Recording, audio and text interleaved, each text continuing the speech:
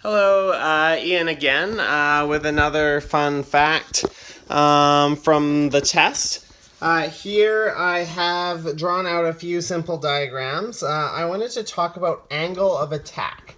So a lot of the time we talk about draft, the depth in a sail, and how that creates lift, and flattening it out reduces lift. But you can have lift on a completely straight sail. Case in point would be those remote control boats with completely flat sails that still manage to sail. So they bend the wind just by changing the angle of their sail to the wind, the angle of their flat sail to the wind, by changing their angle of attack. So the angle is the difference in angle in between the wind, so if the wind's coming this way, and then if this blue line was your sail, and then the red is the flow of air. So there's no change in angle there, so I'm calling that 0 degrees.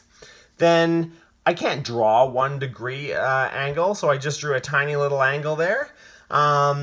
So if you change your angle of attack to 1 degree, you create a small amount of lift. And so I'm calling that just lift, some amount of lift. Now, if you change that to 2 degrees, you actually double. I haven't drawn that arrow very well. This arrow is supposed to be double that one. You actually double your lift. So you get 2 times however much lift you had here. Then if you triple it, you go kind of close to 3 times lift. It breaks down at higher numbers. For any math nerds around, it's the small angle approximation, so it's only linear at small angles. For those of you who aren't math nerds, just pretend I didn't say anything there. So you have lift increasing as you change your flat sail's angle of attack. So that breaks down when you turn the flat sail far enough that the wind can't follow it anymore and goes turbulent. Then I've crossed this arrow, big arrow out. You almost had a lot of draft, but instead you have a lot of drag, and the drag pulls backwards relative to the sail there.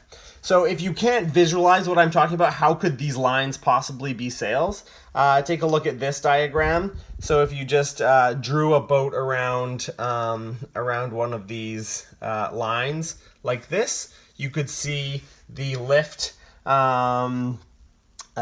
pulling mostly sideways, but a little bit forwards. Centerboard cancels out the sideways, and the boat ends up going forwards. So angle of attack is the angle of the wind to the sail, and the reason we care about that is because it generates lift at small angles. If you want to have bigger angles, then you need to start having a more curved sail, and that stops this detached flow and this drag from coming in. So you can go to bigger angles of attack with fatter, rounder sails. I think this is a really fun segue. I actually happen to have an eagle feather right here that we got in an Indigenous Summer Institute. Anyway, the reason I wanted to bring up the feather is that birds have really flat wings, whereas airplanes have really fat wings. If you cut a cross section of an airplane, it looks like a airplane wing. It looks like a teardrop. You look at a bird wing, and it looks like a feather. The feather has a similar structure to the wing itself. So the reason birds can use almost a flat sail is that their brain is linked to every little feather on their wing. So if a feather lifts, they can feel that. It's like a hair on your arm. So if they feel their wing stalling, they can go whoa and change the shape of their wing and stop the wing from stalling.